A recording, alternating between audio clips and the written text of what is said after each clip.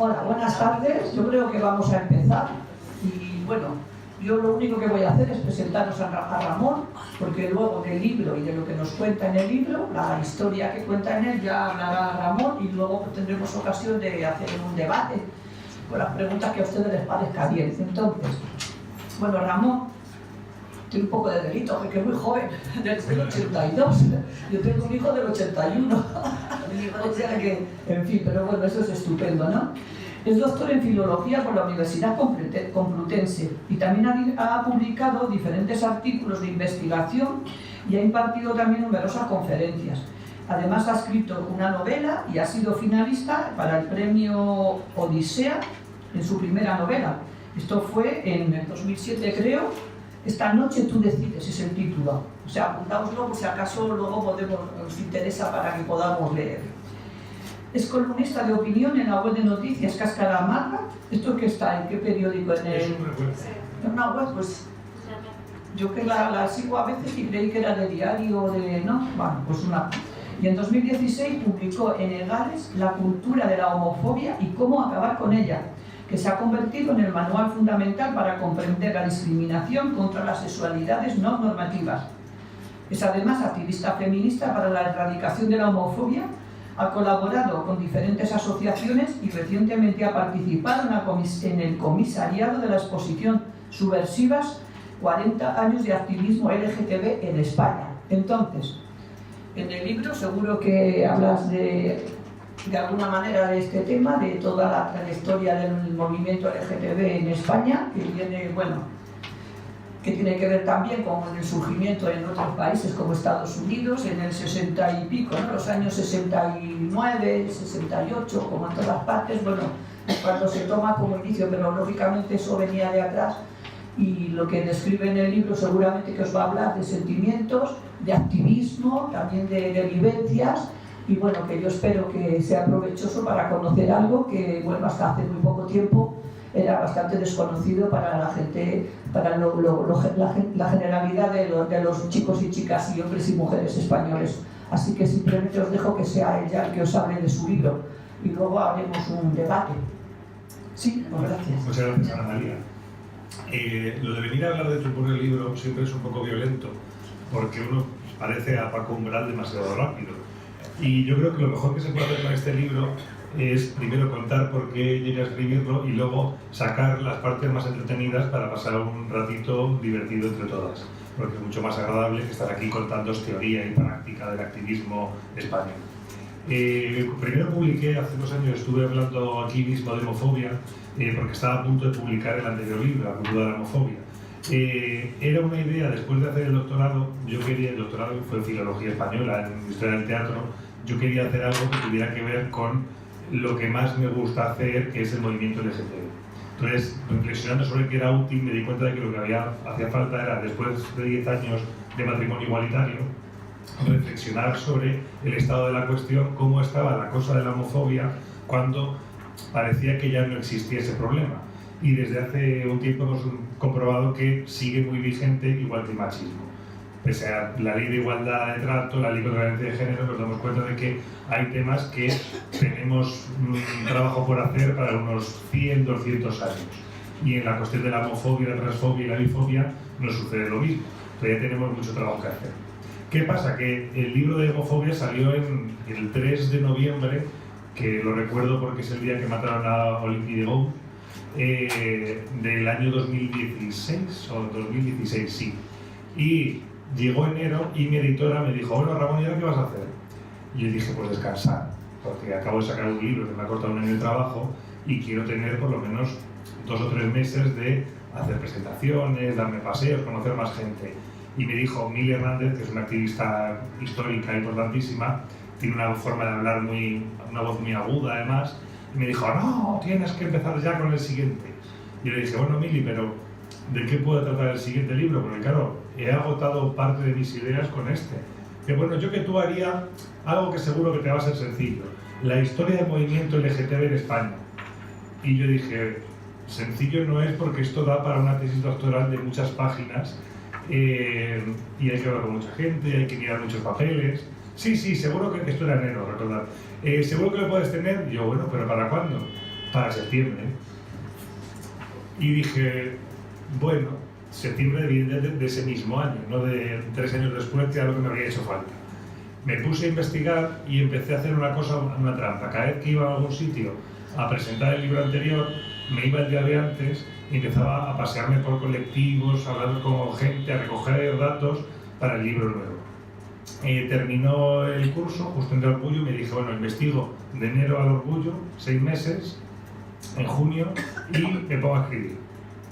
Ese año, para mí, no ha habido verano desde el año 16, porque he estado en un trabajo constante de investigar y escribir, y en todo ese verano, salvo 10 días que me pude ir a la playa con los papeles para seguir escribiendo, o sea, por la mañana bajaba al mar, metía el pie en la playa y me volvía a subir corriendo porque tenía que hacer cosas, escribí todo este tocho, 350 páginas sobre la historia del movimiento LGTB. De alguna manera me ha parecido interesante, y luego si queréis hablamos de lo que estoy ya preparando para el tercer tomo, porque en el primero hablaba del problema que tenemos hoy en día y que llevamos teniendo siglos, que es la homofobia, y el segundo tomo hablaba de qué se ha venido haciendo en España, en perspectiva comparada con el resto del mundo, durante los últimos 50, ampliable a 200 años, para acabar con la homofobia.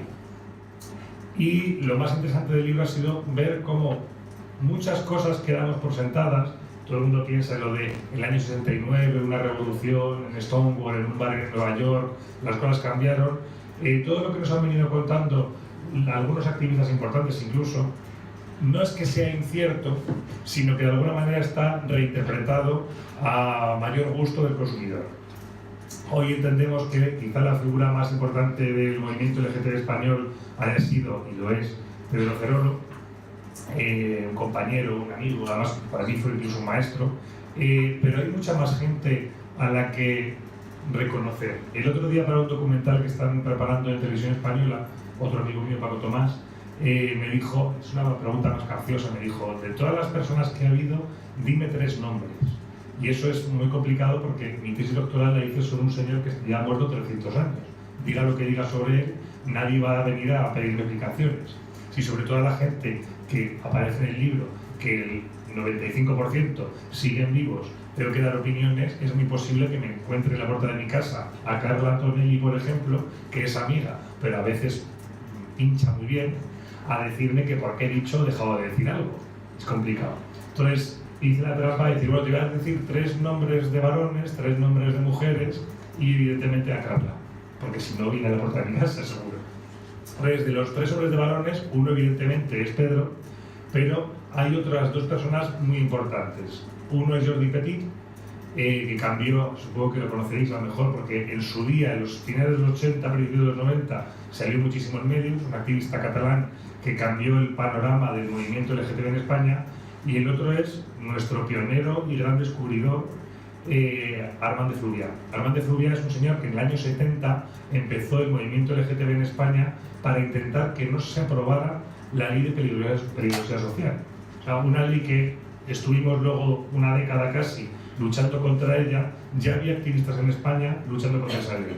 En el libro, en la introducción, lo cuento porque me parece que es una cosa importante. España somos un país que nos tenemos muy poco. Tenemos una leyenda negra que pesa sobre nuestras cabezas y al fin y al cabo siempre pensamos que todo lo que venga de fuera es peor, es mejor, perdón.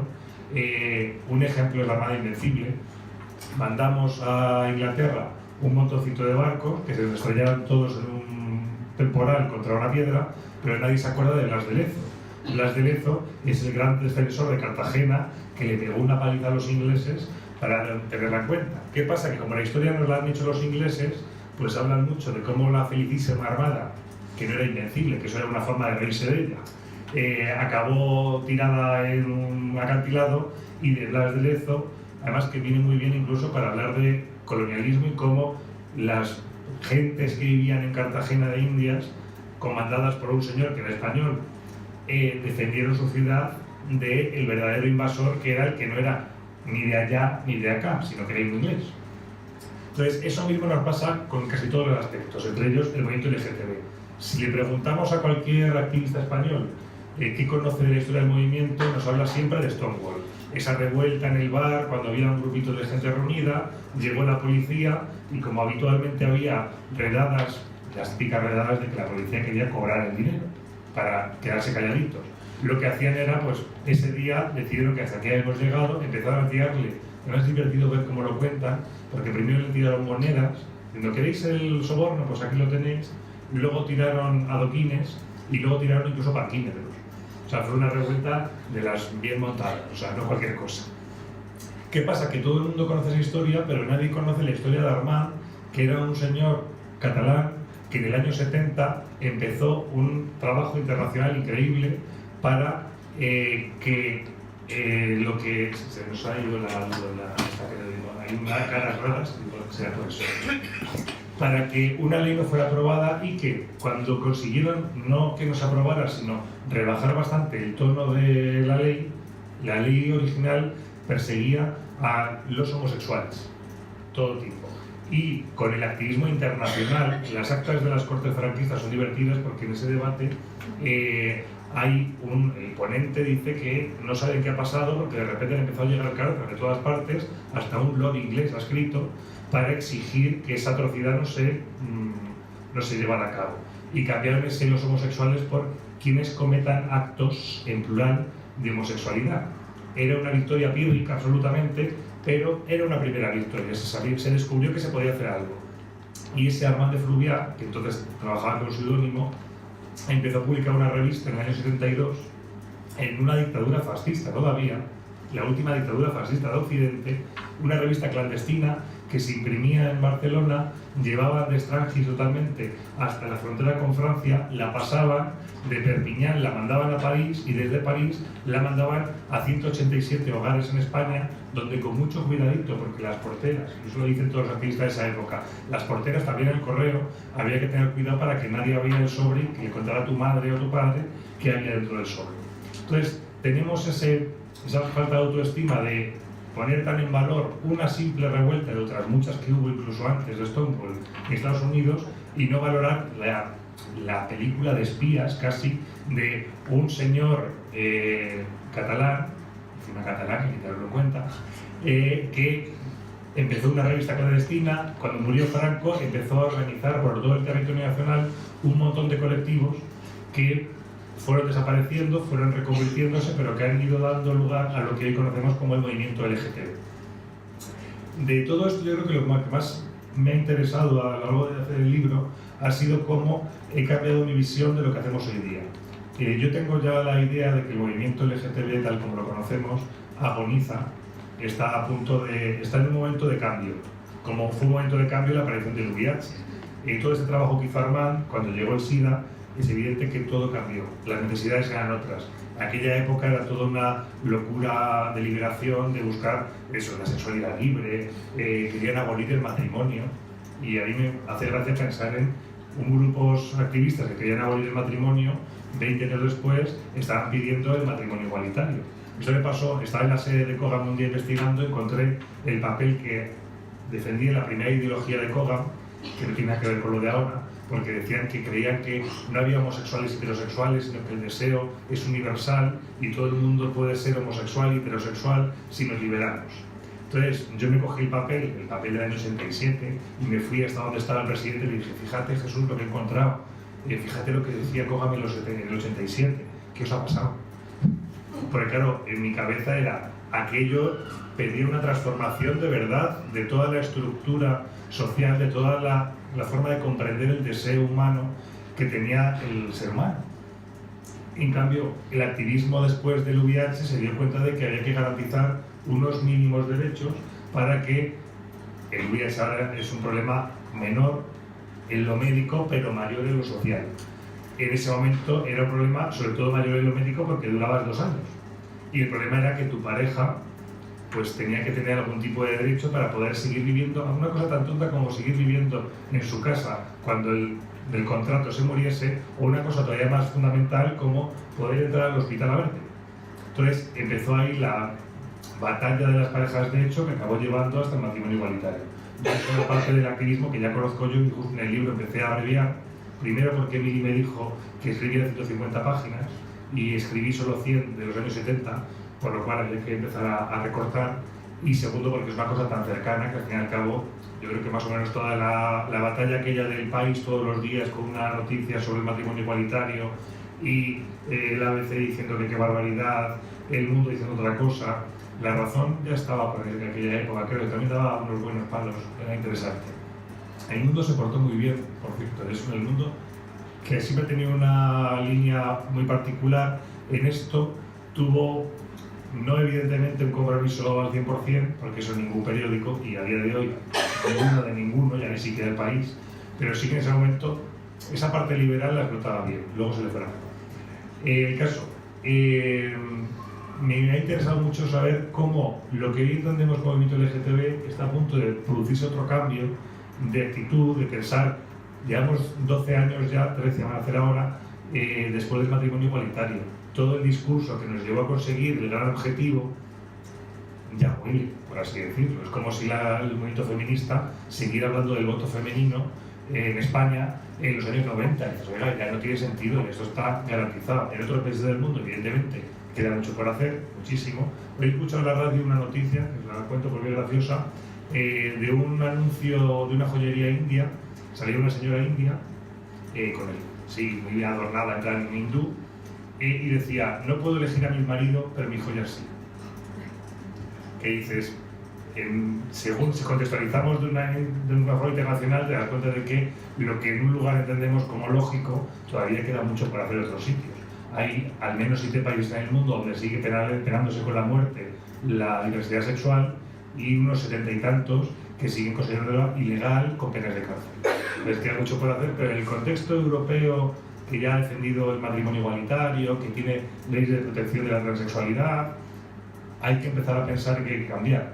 Y me di cuenta justo de que ese discurso tan interesante de los 70 era un buen lugar donde ir a buscar ideas, porque esa idea de liberar el deseo, replantear el deseo de otra manera para pensar cómo se puede vivir y cómo hay que proyectar hacia el futuro un objetivo real.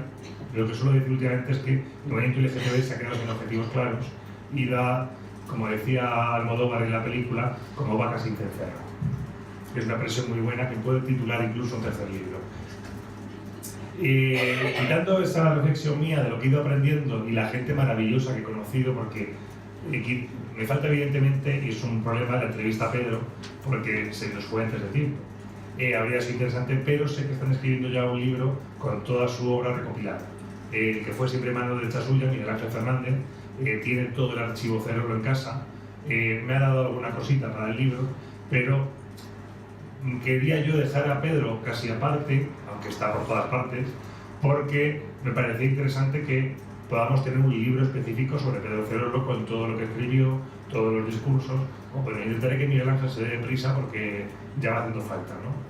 Recordar a Pedro, ahora que tiene una plaza y que dentro de nada de Madrid vamos a que, desde que estuve en una reunión del ayuntamiento, hemos conseguido por fin que quiten el monumento a Vázquez de Mella, que está para el orgullo ya no va a estar en esa plaza, porque qué pinta Vázquez de Mella, ese señor carlista, católico tradicionalista, como tela, en la plaza de Pedro Cerebro. Van a llevar la estatua al colegio Vázquez de Mella, y van a, que es lo lógico y normal, y van a ponernos en la plaza un monumento a las víctimas de la homofobia, transfobia y bifobia a lo largo de la historia. Que es una moción que escribí, Puri Causapí y yo la escribimos, es la primera que presentó Puri en el 2017, en el 2015. Ha costado casi 3 años, pero oye, por lo menos vamos modificando las ciudades, una cosa muy importante que también se hace en Móstoles, evidentemente, para que las ciudades se parezcan cada vez más a sus ciudadanos y ciudadanas y no a una gente extraña que nadie recuerda y que cuando lo recuerdas mejor no recordarlos. Bueno, aparte de todo esto, pues nada, tantas personas, he conocido gente muy curiosa, he conocido gente con la que no estoy para nada de acuerdo, pero que tenían puntos de vista muy interesantes a incorporar. He conocido expresos sociales que estuvieron en la cárcel a los 17 años. La historia de Antonio Ruiz es súper dura, igual la conocéis porque ha salido últimamente mucho en televisión, por el año pasado el World Pride. Antonio Ruiz tenía 17 años y le contó a su madre, madre soltera, o madre separada, o madre viuda, da igual, madre sola, como se dice en las leyes del PP, le contó que era gay, como era el cabeza de familia, por así decirlo, porque era el hermano mayor, pues quería que su madre le conociera de verdad. La madre que al fin y al cabo era una mujer de cultura limitada, trabajadora, clase obrera, no supo qué hacer y se lo comentó a su hermana, esperando que entre las dos hermanas pudieran aclarar qué iban a hacer con el niño de 17 años. Y la hermana se lo comentó, sin saber qué hacer, a una amiga suya que era monja. Y la cabrona esta de la monja recomendó, sí, porque no tiene otro nombre, recomendó denunciar al niño a la policía, para que la policía se encargase. Al día siguiente, a las 6 de la mañana, esta mujer reportó a Antonio diciéndole: hay unos señores que quieren hablar contigo. Y Antonio pasó 3 meses en la cárcel de Badajoz y 1 año de destierro de Valencia. Entonces, cuando Antonio habla de la monja, yo he hecho una cosa muy fea, pero cuando Antonio habla de esa señora, no podéis imaginar lo que dice de ella. Pero claro, hay que entender que era un mundo distinto, era un mundo muy distinto. Y evidentemente, también es una política muy curiosa la de reflexionar sobre cómo los verdugos a su vez pueden llegar a ser víctimas. Esto es Hannah Arendt del libro, pero bueno, no vamos a meternos ahí, pero es un follón. He conocido mucha gente y sobre todo he recuperado muchas historias que estaban absolutamente perdidas.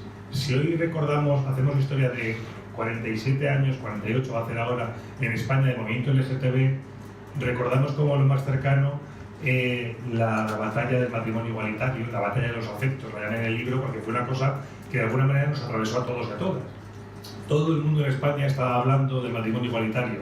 Beatriz Jimeno, otra de las grandes, me contó que un día, en ese momento, llegó una amiga suya en avión, desde Argentina, creo que era, por ahí, de fuera, y nada más encontrarse con ella le dijo: no sé qué estáis haciendo, pero desde que he bajado del avión, el taxi, el metro, todo, hasta que he llegado a tu casa, todo el mundo habla de lo mismo, del matrimonio homosexual. Algo está pasando en España porque una cosa que era totalmente marginal y que a nadie le importaba se ha convertido en objetivo absoluto de toda conversación. Y yo recuerdo, yo ya tenía una edad adulta y racional, por lo menos un poquito, recuerdo en ese momento que todo el mundo hablaba de si los gays se pueden casar o no. Pero hay muchas más historias, hay historias muy interesantes y algunas muy divertidas.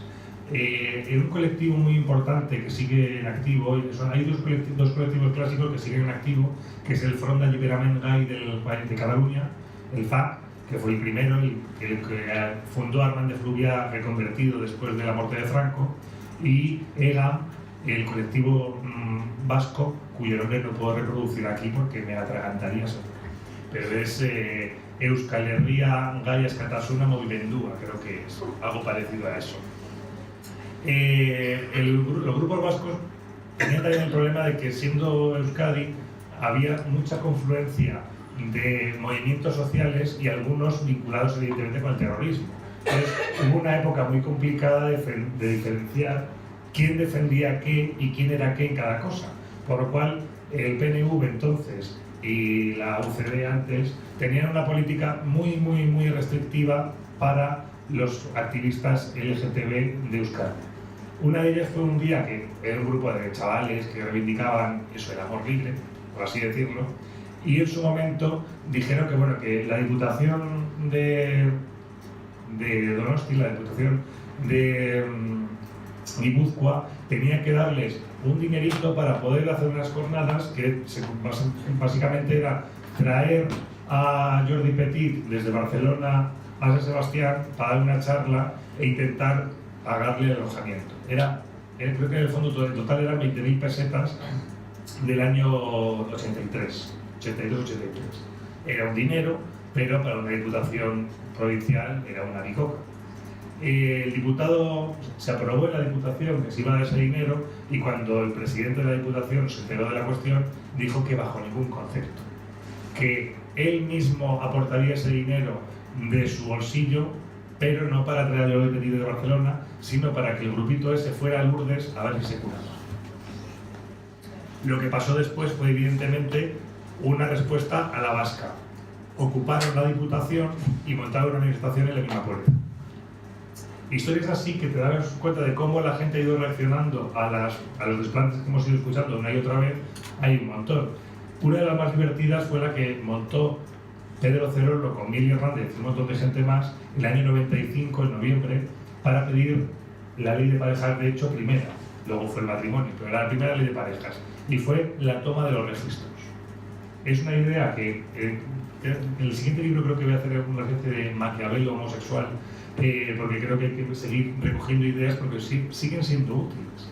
Que consistía en, hemos averiguado que el registro civil tiene 5 mesas, por lo cual necesitamos 5 parejas que quieran ir al registro civil y solicitar los papeles para casarse, y que no se levanten de las 5 mesas hasta que alguien les dé una respuesta.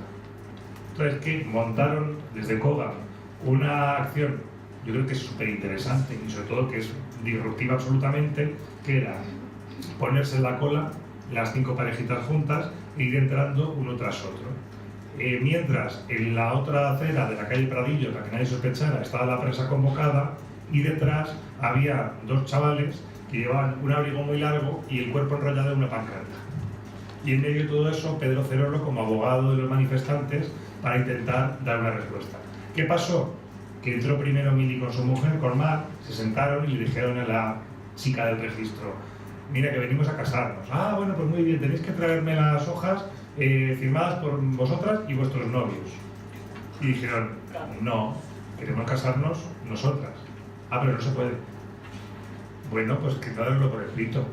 Pero es que no se puede. Bueno, pues empezaron así, durante 3 horas estuvo el registro paralizado porque, con todo el derecho del mundo, lo que pedían era darme una justificación de por qué no me puedo casar con quien me dé la gana. Yo que creo que tú me digas. Bajó el juez responsable del registro del notariado, el juez, no le dio un jamacuco al mismo porque Dios no quiso, pero era para que le diese casi, porque, claro, como, es que yo no puedo hacer nada, pues hable usted con quien sea, es que no depende ya de mí, pues hable usted con el ministro. Era todo en ese tono, en el 95 que todavía gobernaba el PSOE, era el último PSOE de Felipe. Luego la cosa empeoró bastante, claro. O sea, se puso más negra cuando llegó a andar, y sobre todo de 2000 a 2004, con la mayoría absoluta era imposible gestionar nada. Fue divertido. Ganaros contra la siguiente parte de la historia. Entonces, de aquello, al final Pedro Cerolo dijo: bueno, pues esto es una acción para que veáis lo que está pasando, vamos a negociar, nos podemos ir ya, pero si nos deja, pues nos dais el papelito firmado y explicando las cosas, y pobres señores le estaban dando vaídos, o nos dejáis despegar la pancarta, llamamos a la prensa, hacemos una declaración en 5 minutitos y nos vamos a casa. Y el responsable de los juzgados dijo: bueno, vale, ya, por favor, pasa. Ruano de la Aza era el señor, que luego vuelve a salir en la historia después.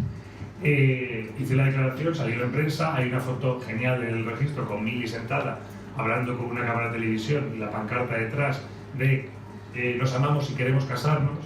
Y al día siguiente esa misma pancarta se fue a la Plaza de España, donde Kogan había cosido 2 vestidos de novia de unos 4 metros de largo, porque celebraron una boda entre Don Quijote y Sancho en la Plaza de España, donde aparece el mismo pancarta de nos amamos y queremos casarnos. ¿Qué pasa? Pues que pasaron 7 años, 8, y volvió a pasar lo mismo. Otras 3 parejas, ya no pidiendo la ley de parejas, sino el matrimonio igualitario, se plantaron en los registros. Pedro Cerolo y su marido, Boti García Rodrigo y su mujer, Beatriz Jimeno, y en Valencia al mismo tiempo Toni Poveda y Miquel Fernández. Se plantaron los registros y dijeron lo mismo: queremos casar. Bajó el mismo juez, que el pobre señor le había mirado, vamos, tan maldito por la providencia, y lo gracioso es que hicieron el recurso y eso todavía no se ha aprobado, me lo contaron mientras hacía el libro. Pidieron casarse en el 2003, que todavía no se podía, faltaban 2 años, y la Dirección General de Registros todavía no ha dado una respuesta a esas peticiones, que hubo bastantes, era una forma de hacer cadena, y todavía sigue pendiente, por lo cual igual descubren que llevan casados 2 años más de los reales, pero además que tiene que ser un procedimiento jurídicamente apasionante y delirante al mismo tiempo. Esas son las historietas de la batalla del matrimonio, que hay un montonazo. En medio de todo esto, Mili, también hubo una bronca muy divertida. Mili me dijo que por qué no metía en el libro, que el libro está escrito pensando no en nosotros, que de alguna manera hemos vivido más o menos esto, sino en los activistas más jóvenes. Yo me he dado cuenta en mi asociación y en otras muchas que los chavales y las chavalas que llegan al movimiento LGTB con 20 años están reinventándolo todo porque no saben qué ha pasado antes. Y de alguna manera había que contarles su genealogía, exactamente lo mismo que se hace en el feminismo, para que por lo menos no repitan los errores, porque al final te das cuenta de que ir a los registros se hace 2 veces porque nadie recordaba la primera, y que pedir cosas se hacen una y otra vez porque nadie recuerda lo que pasó antes. Entonces, estaba pensado sobre todo para esa gente que se incorpora de nueva. Y por eso lo quise hacer un libro muy edulcorado y muy bonito, que al fin y al cabo obvia las partes malas, los cabreos, las broncas, las escisiones mil, y dejar todo pues para que los chavales se den cuenta de que pueden estar orgullosos de una historia reivindicativa que provoca que hoy puedan seguir reivindicando ellos. Hay alguna bronca divertida como la que protagonizó Mili. En el 97 se produjo por primera vez en la historia de la democracia española un empate en el Congreso de los Diputados. Se votaba la ley de parejas de hecho y el PP estaba justo ese día, estaba en minoría. No tenía la mayoría necesaria ni con sus aliados. Y a 112 votos, creo que fue, no me acuerdo ahora mismo, 142 votos, se quedó empatada la opción del sí a la ley y la opción del no. Como dice el reglamento, se volvió a votar para que a ver si se arreglaba y quedó igual, evidentemente, porque nadie había entrado ni salido. Entonces hubo un proceso de 15 minutos muy divertido porque, claro, al fin y al cabo faltaban diputados, Felipe González estaba con gripe, no sé quién, estaba todo el mundo por ahí, y sobre todo que era una ley que se pensaba que era poco importante. No era como los presupuestos donde no falta ni uno o te quitas del sueño. Cuando volvió a votarse, el propio Trillo, presidente del Congreso entonces, había llamado a los díscolos diputados de Coalición Canaria que estaban en el bar diciendo o entráis ahora mismo o rompemos el pacto, y entraron y la ley cayó. ¿Qué pasa? Que después de eso hubo declaraciones variopintas de Petit, de Cerolo y de Miguel Ángel Sánchez, un activista que me encanta, de Fundación Triángulo, diciendo que bueno, que hay que seguir trabajando, bla, bla, hasta que llegó Mili a los micrófonos y, cabreada con una mona que estaba ella, dijo: ¿cómo se han atrevido? ¡Qué vergüenza encima que hay dentro de los propios partidos que han votado en contra! Hay gays y lesbianas, vamos a empezar a decir los nombres de todos los que han votado contra sus intereses. Y se montó un follón que duró un mes de si sacar a la gente del armario contra su voluntad está bien o está mal, y hay que reflexionar sobre cómo es de producente, de contraproducente, romper la estrategia hablando de otra cosa. Pero claro, la gente se acojona muchísimo porque de repente pueden empezar a salir los marotos y los oyarzábales que hoy se casan y van a ir a sus bodas a bailar la conga. Pero que entonces en ese momento no existían todavía, era misterioso aquello. Hay un montón de historias, las que más me suelen gustar es, y ya que estamos todas juntas, porque los dos únicos varones somos Rafa y yo, son los colectivos de feministas lesbianas.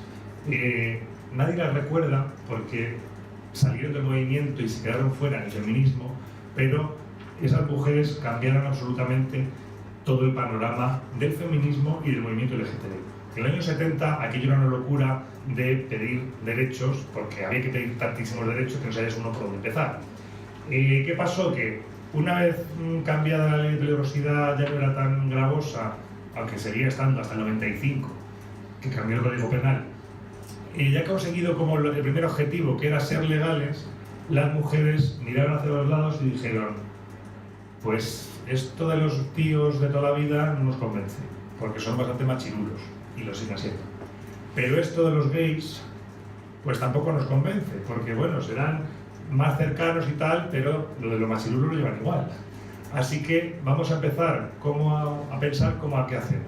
Y lo que decidieron fue decir: pues ni contigo ni sin ti, me voy por mi cuenta. Y se empezaron a montar a partir del año 81 en España colectivos de feministas lesbianas. Las mujeres dijeron que nuestro espacio como mujeres es el feminismo. Vamos al feminismo a cambiarlo, porque el feminismo no habla de nosotras como lesbianas. Y dentro del movimiento LGTB no nos hacen ni caso porque son tantísimos que solo hablan de lo suyo y no nos hacen caso a lo nuestro. Se montaron un montón de colectivos y Pilar es una señora una de las fundadoras del colectivo de feministas lesbianas de Madrid. Me contó una de las historias más bonitas que hay en todo el libro, que es el 1 de mayo, creo que era del 80 o 79, no llego a recordarlo bien. Ella estaba en el FLOC, el Frente de Liberación Homosexual de Castilla, que era el colectivo de Madrid de aquella época. El Frente de Liberación Homosexual, ya solo el sonido ya te dice muy bien de la filosofía que tenía. Y entonces empezó ella sola, dijo: bueno, soy la única lesbiana, voy a buscarme otras amigas. Se fue a la Facultad de Filosofía y Letras y según ella secuestró a 4, dijo: vosotras 4 conmigo. Y dijeron: bueno, pues somos 5 y hay que hacer algo. Empezaron a juntarse unas poquitas y el 1 de mayo dijeron: el FLOP, los chicos, dijeron hay que ir a la Mani a reivindicar nuestra diversidad sexual y nuestros derechos en el trabajo. Y ellos dijeron, pues nosotros llevamos pancarta también. Y Pat, que es una señora así potente, de las que, vamos, hacen falta, me contaba que hubo bronca porque los sindicatos y compañía le dijeron que no, que eso son tonterías, lo vuestro, lo de siempre. Que el feminismo y esto de los derechos son de segunda, que lo importante es aquí el capital, el trabajo, la clase. Y ella, bueno, se puso en plan de, pues yo despliego la pancarta, la despliego, te reviento la mani y desplegaba la pancarta. Y cuenta una cosa que me emociona solo pensarlo, cómo se produjo. Sacaba una pancarta pues, que se llama así como las lesbianas también trabajamos, o así, o con el grupo de lesbianas de Madrid, y 5 chicas empezaron en la Mani en Atocha, y cuando llegaron ya por Neptuno eran 100. Porque de los márgenes de otros, de los márgenes de otras pancartas, hubo un montón de chicas que empezaron a decir, pues es verdad, pero ¿por qué estoy yo con comisiones? ¿O por qué estoy yo con UGT? ¿O con un partido, con otro? Si las mías son estas, que son las lesbianas, mujeres lesbianas igual que yo. Se fueron juntando y de 5 pasaron a 100. Y evidentemente la semana siguiente dijeron, no podemos estar aparte, metidas debajo de una entidad que no nos da voz suficiente, así que nos independizamos. Y montaron el colectivo de feministas lesbianas que cambió en el feminismo, porque el feminismo no hablaba de sexualidad todavía, era una cosa muy escandalizada. Se fueron a Barquillo 44, donde estaba todo el feminismo de Madrid, tocaron la puerta, hola, somos las lesbianas y queremos estar aquí. En Barquillo 44 le pusieron la cara un poco blanca, diciendo, ¿cómo que soy las que...? Sí, pasaron para adentro y desde entonces. En los 90 volvieron una nueva jornada de mujeres, Mili, por ejemplo, entre ellas, su mujer, Boti, Beatriz Jimeno, pero esas mujeres feministas lesbianas, entre las cuales hay que recordar a nuestra Ángeles Álvarez, que la conoceréis todos. Ángeles, claro, hoy la conocemos como una diputada portavoz de igualdad en el Congreso de Diputados, pero en ese momento era la metralleta. Eso no está en el libro, pero me lo contó Pat. Era la metralleta porque daba tanta cera y se ponía a decir una cosa tras otra que la tía era como, es que esta es de armas tomar. Y conocer a la metralleta, pues yo creo que es ser amigo de la metralleta. Hay muchas historietas de las que no están en el libro porque luego hay que hacer como la historia en B de todos los contenidos. Otra de las cosas que más me han gustado, y con esto termino y me voy a charlar porque estoy soltando que claro, el libro tiene muchas historietas, son los colectivos radicales. Los colectivos más radicales de los años 90, cuando empezó lo queer en España, lo que era más allá todavía de la izquierda, viniera a cambiarlo todo. Estamos en un momento de los años 90 en que había aparecido el VIH, el SIDA hacía estragos, las mujeres se habían ido a los colectivos de feministas lesbianas y desde allí empezaron a hablar de bueno, que sexualidad, y como hay sexualidad también hay enfermedades de infección, o sea, infecciones de transmisión sexual, hay problemas. Pero alguien tenía que hacer una respuesta y el Ministerio de Sanidad todavía estaba un poco reticente y tardó bastante en dar respuesta. No tardó tanto como tardaron en Estados Unidos, que aquello fue una masacre, pero sí que tardaron. Hay una, no sé si llegasteis a conocer la exposición de Subversivas, que participé como comisario. Una de las cosas más bonitas que se hizo en Estados Unidos y en España sobre el VIH fueron los memoriales. Cada vez que alguien moría, habitualmente eran chicos, casi siempre, claro, la pareja o la familia tejía una especie de colcha con el nombre, la fecha y de un nombre que es imposible traducir al castellano. Me pasé una semana intentando encontrar la palabra y la puse en el libro, pero no me acuerdo ahora mismo. Tejían esto para luego todas esas colchas juntas, ponerlas juntas en la avenida de Washington que va desde el Congreso a la Casa Blanca para que se tuviese en cuenta lo que estaba pasando. Un pensador, un activista americano habla de que el luto gay es algo especial porque es un luto, el luto de las mujeres es un luto ritualizado, muy ritualizado. El luto de los varones es casi inexistente. El luto gay tiene el problema de que está a medio camino entre el ritual de las mujeres y el ritual inexistente de los hombres. Y a través de esas colchas se produjeron, yo me acuerdo que había una pieza que nos dejaron, en España se hizo todo en Barcelona. Ferran Pereira lo consiguió montar allí más o menos, luego dejó de hacerse. Pero había una de esas colchas colgadas en la pared y cada vez que pasaba por ella se le ponían los pelos de punta porque claro, veías nombres de gente que había muerto y que su única lápida memorable era eso, y que estaba allí cosido con todo el amor del mundo por el marido, el novio, la familia, los amigos. Y en ese momento aparecieron grupos que querían transformar totalmente el discurso. Aparecieron grupos que se denominaban ya no LGTB sino seropositivos. Querían dar caña y dieron caña, como la Radical Gay en Madrid y el SD, hablando de esto. Y tenía una postura muy diferente. Yo pedí, lo que empezó a hacer era: estamos aquí todos locos con la liberación sexual, y lo que hay que hacer es empezar a hablar con los políticos para que nos hagan caso. Y ver cómo se puede hacer que te respondan y que empiecen a hacer leyes, etc. Eso decían que al fin y al cabo había que ir mucho más allá, porque había que transformarlo todo, también la política. Y que de alguna manera hablar con un político, sea PSOE, Izquierda Unida y PP por supuesto, poco te va a hacer transformar, sino que hay que ir más allá.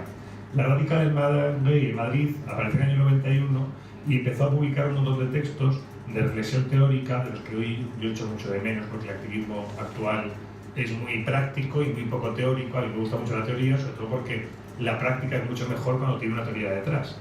Y por eso tan poca teoría evidencia que la práctica está siendo un poco rara últimamente. Pues la campaña más conocida de ese momento era el Vota Rosa. Igual lo conocéis o lo recordáis. Unos cartelitos que ustedes se siguen haciendo además, que la entidad de turno decía qué partido era el más seguro para votar para gays y lesbianas. Lo empezó Jordi Petit. Iban por todos los partidos con una serie de reivindicaciones. Entonces, cada partido te decía, pues esto sí, esto no, esto sí, esto no. Y según lo que salía, decía, bueno, pues siempre el Izquierda Unida y el PSOE, y depende del día, alguno catalán o algún otro, se puede votar y el resto ni nos ha contestado, que es lo que sigue pasando a día de hoy. ¿Qué pasa? Que esta tuvo una reacción muy interesante y divertidísima por la Radical Gay, porque decían que esto era despachear con los partidos buscando la subvención y que al fin de alguna manera no pasaba nada, que la política esta del voto no importaba. Y publicaron, si me dejáis buscarlo, porque es muy divertida, un texto, a ver si lo encuentro, que esa es otra, un texto en el que daban su visión personal sobre el Vota Rosa. Está por aquí.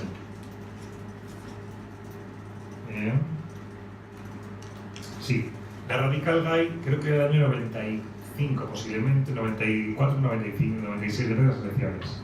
Decían: cada vez que se aproxima algún tipo de elecciones, sale alguna listilla preguntándose por la organización del voto rosa. Esa o no se ha enterado de la pluralidad ideológica o no tiene ni idea de colores. Lo que debería decir es que los gays y las lesbianas cada uno son de un partido distinto. Esto es transversal, no tiene nada que ver con todos el mismo partido. A ver si te enteras, mona. De un rosa muy oscuro, casi tirando a Burdeos, se encuentra el voto de los homosexuales. Estos, en su mayoría, tienen un negocio familiar o una profesión liberal. Llevan una existencia discreta y están afiliados a las asociaciones apolíticas e independientes. O sea, que votan al Partido Popular. Rosita Pastel tenemos el voto de los gays y de sus parejas. La ley de parejas. Su objetivo, un futuro lleno de prestaciones y felicidad. Se inclinan por el PSOE, o si tienen cierta conciencia ecológica, por Izquierda Unida. Y casi fuera de la escala cromática se halla el voto fucsia estampado con lunares amarillo canario y elefantitos azul eléctrico. Ese es el voto de maricones, petardas, ledironas, fetichistas, chaperos, que o se fugan con el interventor del Partido Humanista o el cierre del colegio electoral les pilla todavía en un after. Si eres de estas últimas, ya sabes dónde encontrarlos. Creo que es un texto divertido porque el movimiento LGTB de alguna manera ha perdido mucho el sentido del humor. Hacer esto en un contexto en el que hay que reivindicar las parejas de hecho, terapias para el VIH que no fueran asesinas, porque lo que se hacía en esa época era como, mira, mucha gente decidía morirse tranquilamente en lugar de experimentar cualquier atrocidad que te hicieran en el cuerpo. Poder hablar con esta tranquilidad sin ningún problema de vamos a reír de lo que estamos haciendo era interesante. Había un grupo, el gemelo de la Radical Gay para las chicas, que era LSD. LSD, que al fin y al cabo es una droga. Pero lo que tenía estas chicas, que me hace mucha gracia, es que cada día cambiaban el nombre. Depende de lo que estuvieran reivindicando, eran siempre lesbianas, la L era de lesbianas, pero reivindicaban que, bueno, la identidad lésbica de alguna manera siempre es la misma, pero va cambiando de alguna manera, siempre, ¿no? Depende de lo que hagas. Y habitualmente eran lesbianas sin duda, pero si iban a reivindicar algo sobre el trabajo eran lesbianas sin dinero. Si iban a hacer una fiesta eran lesbianas salen los domingos. Si hablaban de sexualidad eran lesbianas sediciosas, deliciosas, o lesbianas sudan deseos. Entonces todo depende del día, van cambiando y hacían textos y performances muy interesantes que por primera vez al mismo tiempo hablaban de lesbianas y SIDA, algo que era impensable pero que estaba ahí, porque las lesbianas también han tenido relaciones con hombres, o han sido violadas, o ha pasado mil cosas por las cuales pueden tener VIH, o son bisexuales, que es importante. Entonces, de todo este libro, ya termino y charlamos, me queda la idea de uno, tenemos que estar súper orgullosos del movimiento LGTB en nuestro estado, que llegó 10 años tarde a la despenalización, porque en Inglaterra, Francia, en los años 60 empezaba a ser legal el hecho de ser homosexual, y aquí no lo fue hasta el 78, pero que llegamos 10 años antes al matrimonio igualitario, porque aquí en 2005 el Congreso de los Diputados, y con una intervención del presidente de gobierno, con todo lo que eso tiene alrededor de representación democrática, defendió el matrimonio igualitario, y en un lugar tan avanzado como los Estados Unidos de América fue 10 años después y gracias a una sentencia judicial. O sea, no ha habido voto directo, y al revés, los votos en Estados Unidos suelen ser intentando quitar derechos. Entonces, en este año, y os cuento lo que estoy trabajando ahora, que se cumplen 40 años de la primera Mani del Orgullo en Madrid, que se cumplen 40 años del discurso de la esperanza de Harvey Milk y después de su asesinato, y a un año de cumplirse el 50 aniversario de Stonewall, creo que buscar en el pasado nos da claves para seguir avanzando en el futuro, y es el momento de replantear muchas cuestiones para, desde la antropología, desde la sociología, desde la filología, que al fin y al cabo los filólogos también estamos ahí, empezar entre todas y todos a reconstruir discurso para todo lo que viene ahora. Porque hablar de derechos por identidad, la ley que ha presentado la CGTB al Congreso, estuve justo el otro día, me pidieron que hiciera enmiendas y me puse a escribir, y porque es una ley que está mal planteada a mi parecer, luego si queréis hablamos de eso. Hay que cambiar mucho el discurso, porque corremos el riesgo de que el discurso se convierta en algo o tan académico o tan sumamente particularista de no es que yo necesito una cosa en cuestión y nada más que eso, que pierda el potencial de transformación que sí que tiene el feminismo y sigue teniendo. Y por lo cual yo siempre digo lo mismo, además porque me conocéis ya, me he escuchado mil veces. Si hay alguna forma de llamar a este movimiento que no sea movimiento LGTB, movimiento de liberación homosexual, movimiento gay, lésbico, trans, es feminismo. Al fin y al cabo es coger las ideas del feminismo y ampliarlas para que cada día protejan a más y más gente. Muchas gracias y vamos a charlar.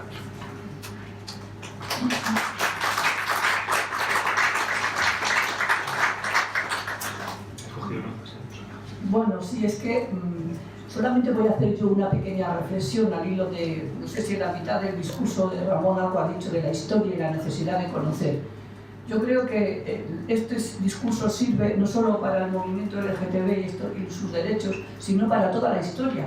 Es decir, la historia evoluciona según el contexto, o sea, el contexto va evolucionando a medida que desde los movimientos sociales se va reivindicando determinados derechos que de momento no están recogidos en las leyes. Surge un movimiento, y esto ha ocurrido desde los años 60 con el movimiento LGTB, pero ha ocurrido en el siglo XIX con los sindicatos, los partidos políticos. Es decir, siempre hay un momento en que los derechos se reivindican a través de movilizaciones, y luego son los gobiernos, a través de los partidos políticos, que es el sistema que, digamos, tiene toda la democracia y son las dictaduras también, por decirlo así, son los que hacen las leyes que van a hacer que esos derechos cada vez sean reconocidos como tales.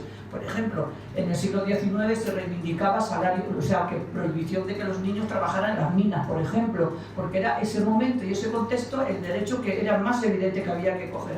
Después vinieron otros derechos y llegamos ahora que cada vez ha habido más derechos. Yo recuerdo, a ver, cuando el tema del divorcio, eso fue una catástrofe. Yo recuerdo en mi trabajo que había un hombre que estaba desesperado, destrozado, pensando que se iba a hundir el mundo. Y era aquellos unos debates y yo les dije, pero oiga, doctor Pacios, es que era un biólogo y en esa época se trataba a la gente de esta manera. Yo era una simple auxiliar administrativo. Y entonces digo, ¿pero es que usted tiene miedo que le deje su mujer?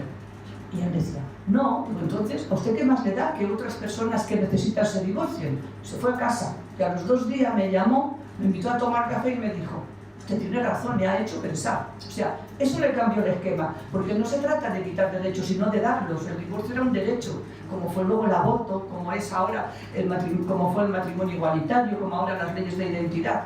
Lo que pasa es que en la historia los contextos son diferentes, los movimientos sociales, por eso el feminismo y los movimientos gay primero surgen fuera de, pero yo una cosa que no sé si he entendido bien o a lo mejor, yo sí que creo que esos movimientos tienen que estar englobados en los partidos políticos y en la lucha, porque para mí, mujer de izquierdas, yo lo que sí que creo es que los problemas de identidad, o sea, los derechos solo de identidad, no son de derechas ni de izquierdas, pueden ser de derechas o pueden ser de izquierdas.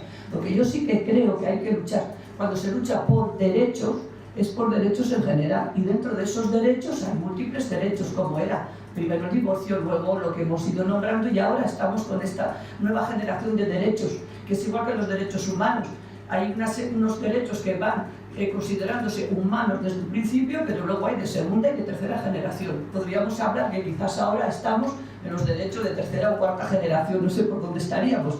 Lo que quiero con esto decir es que la historia es siempre igual. Hay que contar la historia para que se conozca y para que se pueda luchar por esos derechos, pero que esos derechos, a mi punto de vista, siempre surgen de los movimientos sociales, pero luego es desde los gobiernos donde se hacen las leyes que van a ir normalizando y facilitando la vida de las personas que reivindican esos derechos. Yo creo que sería un poco la evolución si hablamos de la Ilustración, es decir, que la Ilustración nos dice que la sociedad cada vez va a ir a mejor. Es cierto que a veces va para atrás y ahora igual podemos decir que en muchas cosas estamos retrocediendo, por lo menos en nuestro mundo el occidental, pero sí que va avanzando y va avanzando al compás de las luchas de los movimientos sociales, pero sobre todo desde los partidos políticos. Y en lo que se refiere a derechos, yo creo que son desde los partidos políticos de izquierda. Por eso para mí el feminismo siempre he considerado que es de izquierdas, porque siempre ha ido luchando por derechos no solo feministas, que tienen que ver también con todos los derechos. Yo creo que es por esa vía por donde debiéramos continuar. Fíjate que hay una reflexión detrás, hace muy poquito, o sea, siempre es verdad que los derechos humanos, o del hombre primero y luego ya humanos, porque también había mujeres en medio, evidentemente, han ido cambiando y primero se pedían los derechos políticos, luego sociales, etc. Pero lo que no se suele tener en cuenta, y es una cosa curiosa, es que el movimiento obrero, que es el movimiento de clase, que parece que es el movimiento más antiguo de la humanidad, es el tercer movimiento más antiguo de la humanidad. Hay dos movimientos sociales previos. Uno es el feminismo, que nace en el contexto de la Ilustración francesa, de la Revolución Francesa, y otro es el movimiento LGTB, que nace al mismo tiempo, nace el mismo año. El mismo año Olimpia de Gouges escribe los derechos de la mujer, y el mismo año una carta de un grupito de gente muy loca y muy divertida, los hijos de Sodoma se llamaban, escriben a la Asamblea Nacional Francesa para despenalizar la sodomía. Entonces, ¿qué pasa? Que más que pensar en los derechos humanos entre generaciones, yo pensaría en cómo toda reivindicación posible, al cabo el discurso obrero no nace hasta el 48 con el Manifiesto Comunista. Faltaban 50 años para seguir avanzando en otra clase de derecho. Lo que ocurre es que depende de lo que estés reivindicando, lo tienes que contextualizar en un momento dado, y en ese contexto es cuando se plantea de una forma los derechos de la mujer o los derechos de las minorías sexuales, o incluso replantear si una minoría sexual es minoritaria o no. Eso también ha llegado a pasar. Incluso en el siglo XIX, al margen de las sufragistas, al mismo tiempo, hubo toda una avalancha, porque coger el libro porque es mi parte favorita de todo esto, que es todo lo que queda antes y no se conoce. El movimiento por la reforma sexual, que en Alemania fue barrido por el nazismo, pero que llegó a hacer cosas que todavía no hemos llegado a recuperar. Todo lo que hizo Hirschfeld, que es un doctor, Magnus Hirschfeld de Alemania, el primer instituto de estudios sexuales, la Liga Internacional para la Reforma Sexual, todo ese trabajo previo a la Segunda Guerra Mundial está allí y es paralelo. Sobre los partidos es evidente. Yo cuando explico a los jóvenes activistas cómo construir cambios, les digo, en el fondo yo soy maquiavélico y es que no hay otra forma de hacer esas cosas. Es decir, tienes que conseguir engañar a los partidos políticos para que hagan lo que el movimiento social necesita. Suelo poner, por ejemplo, el ejemplo de la Plaza de Pedro, que es una cosa que hicimos entre Puri y yo hubo un change, no sé si recordáis que hubo un change de estos de firme usted online para que hubiera una plaza en nombre de Pedro Cerolo. Pues el día que murió Pedro estaba yo por la mañana en casa haciendo ese change. Y ese change, claro, yo soy militante del PSOE, entonces, ¿qué pasa? Que queda muy mal que las reivindicaciones salgan de los partidos, por lo cual ese change lo hice yo, se lo mandé a un amigo mío que está en CGTB, y desde CGTB volvió a la sociedad civil para que luego el partido siguiera ampliando. Entonces, el truco es hacer un movimiento de masas, que al fin y al cabo es eso, y que no te quede un churro. Es un chiste malísimo, no tiene ninguna gracia de masas y churros, pero bueno, al fin y al cabo, intentar que todo el mundo se coaligue y se encuentre en que una cosa que puede ser absolutamente minoritaria se convierta en un deseo de una mayoría. ¿Cómo hacerlo? Convenciendo a la mayoría. El matrimonio igualitario se consiguió haciendo una frase de Pedro clásica, que es dejar de ser un colectivo aparte, los gays y las lesbianas, y empezar a aparecer los hijos, los vecinos, los padres, los hermanos, etcétera, porque ya es algo como que te toca, que quieres ir a la boda de tu hijo. La ley de peligrosidad se consiguió convenciendo a los partidos, pero tampoco fue muy posible, al final se cambió casi por accidente, pero la idea era que había que estar unidos con toda la otra gente que estaba perjudicada por esa misma ley. Entonces, hay que cambiar esta ley porque aquí venimos las mujeres y los adolescentes y los presos sociales y las lesbianas. Entonces, hay mil formas de hacerlo y los partidos, al fin y al cabo, son una parte más en el tablero del cambio social que hay que saber utilizar. Los radicales de los 90 eran radicales, al fin y al cabo, no consideraban ese sistema de partidos. Pero el avance legal es el que hace que, por lo menos, haya un subtexto. Esto es una idea muy habitual en el feminismo, que es el feminismo de la igualdad de la diferencia, y que se viene discutiendo de las guerras feministas. Siempre yo estuve en las guerras de la igualdad de la diferencia, luego las guerras del sexo, hasta las guerras TERF. Esto está siendo una locura, porque ninguna guerra se cierra, siempre se sigue vigente una y otra vez. Entonces, en ese momento, la igualdad de diferencia, yo creo que hay una frase de Amelia Valcárcel que lo resume bien y lo recogí en el primer libro. Se puede argumentar que las mujeres y los hombres, o los heterosexuales y los homosexuales, somos gente diferente, pero reivindicar desde la diferencia y desde la marginación es muy difícil, porque evidentemente pensad en eso, la gente con recursos económicos y sin recursos económicos. Pues sin recursos económicos se puede reivindicar, pero es más complicado, a lo mejor tienes que hacer fotocopias y no te da. ¿Qué hay que hacer? Intentar tener recursos económicos para seguir reivindicando. Desde una posición de poder se reivindica mucho mejor que desde una posición marginal. Y para eso es útil saber engañar a los partidos. Hay partidos que están metidos en el ajo desde el principio y otros que es imposible engañarlos porque es lo que te intentan engañar a ti. Para que la cosa siga avanzando. Pero bueno, hablemos. Chicas, si hay alguna pregunta. Yo puedo seguir con la historia. Que si cuenta historias, pero yo te voy a dar el pie, ¿vale? Quería saber tu opinión si piensas que existe ahora mismo una agenda LGTB o no.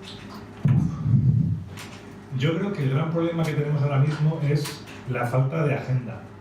Porque el mejor ejemplo es la ley LGTB. La ley LGTB se presentó hace un año, apenas, la escribí justo ahora hace un año. La redactó FGTB hablando con otros grupos, pero no con todos los grupos activistas, y eso genera un problema muy serio. Hay parte del movimiento LGTB español que no la siente como propia, y eso hace que no la apoye. El matrimonio igualitario costó unos 15 años de trabajo. Claro, el cambio social no se hace de la noche a la mañana, hay que trabajarlo durante mucho tiempo. El matrimonio igualitario se planteaba ya manifiestos de los años 70 como una locura de ya veremos, pero no es una realidad posible lo de reconocer derechos para las parejas del mismo sexo hasta finales de los 80. Y se consigue el matrimonio en 2005, entonces hay que pensar que es de hecho 15 años cuando puede ser casi 20. En una ley LGTB se planteó hace apenas 3 años y ya está en el Congreso. Falta el trabajo de convencer a la sociedad de que esa ley hace falta. Falta revisar la ley para hacer una ley que integra a todo el mundo. Estuve ayer mismo haciendo las enmiendas y me encontré cosas que ahora mismo, que es lo que está grabando Rafa y luego le diré que lo borre, son aberrantes. Hay un momento de la ley en el que, por uso de ejemplo, la ley es tan sumamente identitaria que recoge derechos solo para personas LGTB, como colectivo aparte. Y, por ejemplo, habla de que hay que reconocer el derecho, el artículo 68 creo que es, el derecho de las personas LGTB a integrarse con igualdad en las Fuerzas Armadas. Y dices, oiga, ¿por qué no redacta usted este párrafo de otra manera? ¿Por qué no reconoce el derecho de toda persona a integrarse en las Fuerzas Armadas sin que sea relevante su orientación sexual o su identidad de género? Porque es la forma en que no tienes por qué tener el carnet de LGTB, es el de usted puede estar aquí y me da igual su sexualidad. Se puede articular de esa manera. ¿Qué pasa? Que esa obsesión identitaria, que es el último revueldo de la política identitaria que nos llevó al matrimonio, que fue útil en su momento, pero ya no lo es, lleva a que se pretende considerar a los hijos de las familias LGTB como parte del colectivo LGTB. Esto es un debate que está encima de la mesa, muy dentro de los colectivos, pero que yo estoy tirando de los pelos. Porque ¿qué necesidad hay de que si Rafa y yo estamos casados y adoptamos un niño, nuestro niño sea reconocido, que igual el niño no sale hetero y tenemos esa desgracia, pero bueno, si el niño es heterosexual, ¿por qué tiene que ser parte del colectivo LGTB? No porque le van a discriminar en el colegio porque sus padres son dos hombres. Bueno, pero es que las leyes de verdad, la ética de verdad es universal y protege a toda la población. La discriminación por asociación, que es, pues me río de ti porque eres amiga de un gay, o me río de ti porque eres madre de una lesbiana o algo así, esa está recogida. O sea, la gente heterosexual tiene que estar protegida también por las leyes contra la discriminación a las personas LGTB, a la diversidad sexual y de género. Entonces, el problema es que creo que la falta de agenda, más que de agenda, es de ver el objetivo final. Y ahí es un debate muy filosófico, pero eso lo decía Jordi Petit en la entrevista que le hice, que somos un movimiento de urgencia. Primero era como, aparece el movimiento en España, hay que acabar con la ley de peligrosidad, corriendo. Terminas, unos 4 años de disfrute, aparece el SIDA, corriendo, hay que empezar a luchar contra el SIDA. Bueno, vamos a hacer lo de las parejas, corriendo, hay que hacer lo de las parejas. Y luego el matrimonio, corriendo. Las leyes trans, corriendo. Hace muchos años que no se para, yo siempre digo que me hace falta un año de pararlo todo y irnos a la sala de máquinas y reflexionar. No de la agenda, sino antes de trazar la estrategia, hace falta conocer el objetivo. Si ahora os pregunto cómo queréis que sea el mundo dentro de 100 años, hay muchas posibilidades. Podemos tener dentro de 100 años un mundo en el que te gusten los hombres, las mujeres, o que te vistas de una forma u otra y te hagas llamar de una forma u otra, sea tan relevante como ser moreno o rubio. Una tontería eso. Un amigo mío fue a una reunión y le preguntó una técnica de ayuntamiento, pero bueno, ¿hasta cuándo? Y como, hasta que nuestra asociación sea tan importante como una asociación de rubios. Y dijo, no lo entiendo, dijo, piénsalo 2 veces. Puedes pensar en eso, en que la diferencia de la sexualidad se quite de significado, cosa que sí que tiene ahora, o puedes plantear un mundo a futuro en el que todo el mundo tenga una identidad absolutamente individualizada y sea imposible y Ana María y yo no podamos hablar por la calle porque yo soy un varón gay, negro, discapacitado y tú eres a lo mejor eres una lesbiana latina. Es una locura. Entonces, lo que hay que intentar hacer, creo yo, es primero precisar ese objetivo final de hacia dónde queremos movernos y para eso otra vez hay que regular el feminismo. El feminismo, al fin y al cabo, ese debate de la igualdad y la diferencia es lo que nos hace. Mi gran obsesión, antes lo ha dicho Ana María, que es lo que tiene en el libro puesto, y es una cosa que me interesa. Hace mucho que no me defino como activista LGTB, a no ser que sea una cosa muy dada por casa, porque la política identitaria me cuesta esa separación absoluta entre lo LGTB y lo heterosexual. Y lo que empiezo a postular ahora dentro de la tesis del feminismo radical es que el gran objetivo final de nuestro movimiento, que en el fondo no es nuestro, que es de todos, es la abolición del concepto de orientación sexual y la abolición del concepto de identidad de género. Porque eso es una cosa que en lugar de 100 años me costará 300. ¿No? Pero yo firmo por quedarme aquí hasta que lo consiga. Los conceptos de diferencia sexual, por ejemplo, son los que de verdad diferencian hombres y mujeres y provocan una discriminación entre lo que reconozco como diferente. El propio concepto de orientación sexual es también el que provoca una diferencia referida a una categoría que te has inventado de la forma artificial en el siglo XIX, es lo que hace tanto que nadie se acuerda, y la estrategia viene después, es si quiero acabar con esta diferencia, puedo acabar con ella o reivindicarla. Si la reivindico es muy difícil pedir igualdad, porque dices, ¿cómo te voy a hacer? Esto pasa en Francia, no podemos daros el matrimonio porque como sois diferentes, en lugar del matrimonio tendréis los packs, luego ya conseguir el matrimonio, después de una batalla dura. Si reivindicas esa absoluta indiferenciación, la indiferencia, que es el objetivo de verdad final, la agenda que tienes que seguir es muy distinta. Por eso yo lo de los años 70, que era esa universalidad del deseo, de cómo había que integrar a la gente. Después de escribir el libro de la homofobia, hice una definición así de grande de lo que era la homofobia. He seguido pensando sobre la homofobia y me he dado cuenta de que lo más parecido al concepto de homofobia, de discriminación, no es tanto el odio, que es lo que solemos articular. El odio viene después, es el concepto que Martha Nussbaum habla sobre la repugnancia. La repugnancia es un concepto muy complicado, pero al fin y al cabo lo que implica es el asco que te da que una cosa que hay fuera y que tú has conceptualizado como repugnante, como asquerosa, se pueda integrar dentro de tu cuerpo. ¿Qué pasa? Que es el exorcismo casi de decir, bueno, puedo tener algún tipo de deseo que no sea normativizado dentro de lo que es casarse con alguien del sexo opuesto, tener muchos hijos, tener nietos con una hipoteca y tener perro. Entonces, para quitarme todo eso encima, como que he construido la imagen ideal de un ente alternativo a mí, donde he proyectado todo lo que me da no sé qué. Y eso es lo que le puedo discriminar, porque así reconozco que eso que me puede tocar de alguna manera, lo he apartado. Eso se hizo para las mujeres. O sea, el machismo de alguna manera es, vamos a proyectar sobre las mujeres todo lo que me toca de una forma extraña y así lo colocamos en otro sitio donde sí que podemos controlarlo bien. Entonces yo creo que la agenda hay que construirla a posteriori, una vez sepamos, cosa que no sabemos ahora mismo, hacia dónde estamos caminando. Y con esta parrafada que acabo de soltar, voy a ver agua. Yo creo que siendo el feminismo el arranque de todo, ha evolucionado bastante menos que los grupos LGBT. Totalmente. Entonces, yo creo que hay que el feminismo Y, es que, esa es mi forma de verlo. y sobre todo es que Hay mucho que hacer desde la base de muchísimas cosas. yo siempre digo que la mejor escuela de pensamiento que conozco es el feminismo, porque todo lo que estoy leyendo ahora un libro de Celia Moros, que es una filósofa feminista difícil como ella sola, porque cada página es un sudor de sangre y lágrimas hasta que entiendes lo que está diciendo allí, pero luego la entiendes. Yo soy más de Amelia Valcárcel, te lo explica todo muy mascadito y nada, te lo llevas para casa. Y el feminismo en un mundo global es un libro que recomiendo a todo el mundo como libro de cabecera. La crítica del patriarcado, aparte de Moros, aparte de que es complicado de encontrar, es para leerlo con notas de un mes, poco a poco con el libro.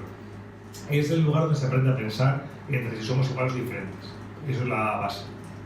Y el problema es que el movimiento feminista, el sujeto político que lo lleva a cabo son las mujeres. El movimiento LGTB, el sujeto político fundamental, son los hombres gays. Entonces, ¿qué pasa? Que los hombres gays, como somos hombres, conseguimos las cosas mucho más rápido. Hemos seguido una estrategia muy distinta al movimiento feminista y hemos llegado a donde estamos, pues eso, en 40 años hemos conseguido una equiparación con los hombres heterosexuales increíble, una equiparación que alcance incluso que pensemos, que la voy a tirar para lo de siempre, que tenemos derecho a apropiarnos mediante el dinero o los favores afectivos del cuerpo de las mujeres para tener descendencia. Y con eso toco el tema de los vientres de alquiler. Entonces, ¿qué pasa? Que también corremos un peligro muy importante. Los hombres gays seguimos siendo hombres. O a mí lo de las nuevas masculinidades no me gusta nada, porque es como decir que al dragón malvado de la Bella Durmiente, en lugar de dragón, pues lo ha pintado de rosa. Y dice, bueno, es un dragón rosa, pero es un dragón. O sea, el problema es ese concepto de la masculinidad y la feminidad. Acaba con ello, que es el radicalismo feminista de verdad. Entonces, ¿qué pasa? Que considero cada vez más que hay que revisar la masculinidad asociada al hombre heterosexual, evidentemente, que es la problemática, pero también la masculinidad gay. Lo que escucho yo habitualmente en muchas entidades cuando hablan de vientres de alquiler, de prostitución, son cosas que son postulados que solo puede argumentar un varón que rara vez ha hablado con mujeres y que rara vez ha acercado al movimiento feminista para saber cómo se piensa en otro momento. Entonces, hay que ser más solidario. Esto pasó, el tema de los vientres, ya que estoy aquí, ya lo he sacado, pues lo saco de todo.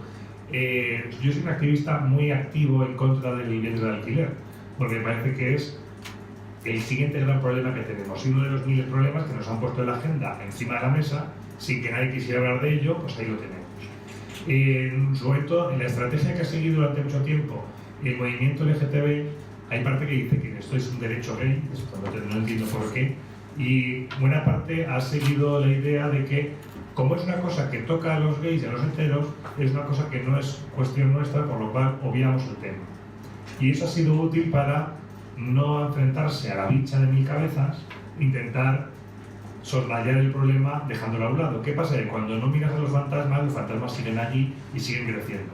Y nos hemos encontrado con un problema, que es que ya hay leyes intentando cambiar la regulación de la reproducción asistida en España, que eso sería una catástrofe. Entonces, hace muy poquito escribí un artículo y, como siempre, los troles de los vientres me llamaron de todo, traidor al movimiento y eso, y dije que el problema de los vientres de alquiler sí que es un problema gay y hay que estar en contra. Y mi argumentación era simplemente diciendo: el movimiento LGTB se fundamenta únicamente, solo su fundamento último es el derecho al aborto. Porque cuando las mujeres consiguieron el derecho al aborto, se apropiaron de sus propios cuerpos, pero además se dejó encima de la mesa una cosa importante, que es que la sexualidad puede tener un fin que no sea la reproducción. ¿Qué pasa? Que cualquier cosa que afecte al derecho al aborto de las mujeres y reconvierte el cuerpo de las mujeres hacia un objeto de compraventa enfocado en la reproducción, en última instancia sigue desvirtuando el concepto del movimiento LGTB, porque nuestro movimiento va de que la sexualidad no tiene por qué ser reproductiva. Entonces, en última instancia, el movimiento LGTB tiene que estar en contra de los vientres de alquiler, porque si derecho de las mujeres a su propio cuerpo, el siguiente derecho que se puede conculcar es nuestro derecho a disfrutar de nuestro cuerpo como da la gana. ¿Qué pasa? Que estamos tan ocupados pidiendo nuestras cositas de varones que nos acordamos de que dentro de nada es el 8 de marzo y hay una huelga. Y hay que ir todas. Y ya está. Si la mujer no se pone de la silla, no se para. Así de claro. Sí. Entonces, A ver si los sindicatos, en lugar de 2 horitas, nos dan más.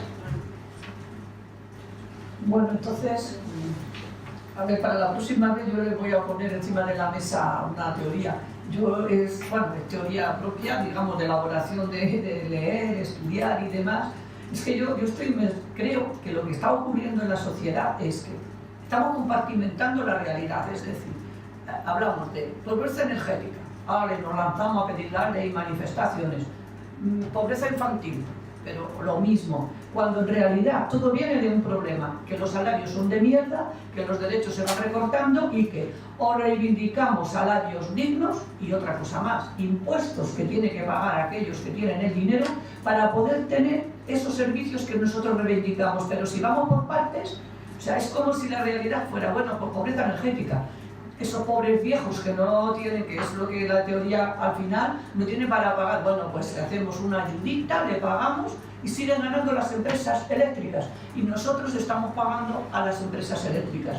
Y en este caso pasa algo parecido a mi punto de vista, porque lo que tú has dicho de los vientres de alquiler, eso creo que puede pasar, bueno, es percepción mía, de un poco historiadora que soy, de que lo que yo veo, ¿no? Porque yo he hecho historia y a mí me encanta la historia, entonces, es decir, como centramos todo en la identidad nuestra, pues nos olvidamos de que hablamos de derechos en general y lo que no podemos nunca es regular los deseos. Es decir, que a mí me parece legítimo que los hombres quieran tener un hijo. Eso es un deseo, pero es posible, solo va a ser posible si tenemos los vientres de alquiler. Y eso es ir en contra de los derechos de las mujeres. Entonces, al compartimentar todo y decir ahora derechos LGTB, derechos tal, nos olvidamos de que hay unos derechos fundamentales que son generales y que si tuviéramos el foco globalmente concebido, esto a lo mejor no ocurriría en cierto sector, pero bueno, entonces eso para la próxima vez como análisis, que yo creo que no solo tiene que ver con esto, sino con todo lo que hablamos. Ahora parece que es que vamos por partes. Ahora toca pobreza energética, hay una manifestación increíble. Bueno, el problema no es que haya pobreza energética solo, es que las personas no podemos pagar la luz porque hay unas empresas que ganan muchísimo y unos salarios que no nos dan para más. Pues vamos a reivindicar lo que de verdad es legítimo: el salario digno, trabajos dignos y, por supuesto, una ley de impuestos justa. A lo mejor eso evitábamos tener que ir a la pobreza energética y en este caso, pues lo mismo. tenemos los problemas que tenemos, que son identitarios, hay que tratarlos, que hay que hacer leyes, que solidarizarnos, que defenderlos, pero es verdad que hay derechos que si lo hacemos de manera global estarían incluidos los vuestros también. Es decir, eso es a lo mejor el objetivo de agenda futura. Y bueno, yo no digo más, no sé si ha ayudado o he complicado las cosas, pero en fin, yo lo voy analizando y... Yo creo que tiene mucha razón, porque hay muchos partidos que son más amigos de la igualdad que de los derechos sociales. Es que empezamos por ahí y... Entonces, pues es complicado. Se nota demasiado. Bueno, chicas y chicos, a ver, terminamos ya por hoy. Pues muchas gracias a Ramón, es muy interesante.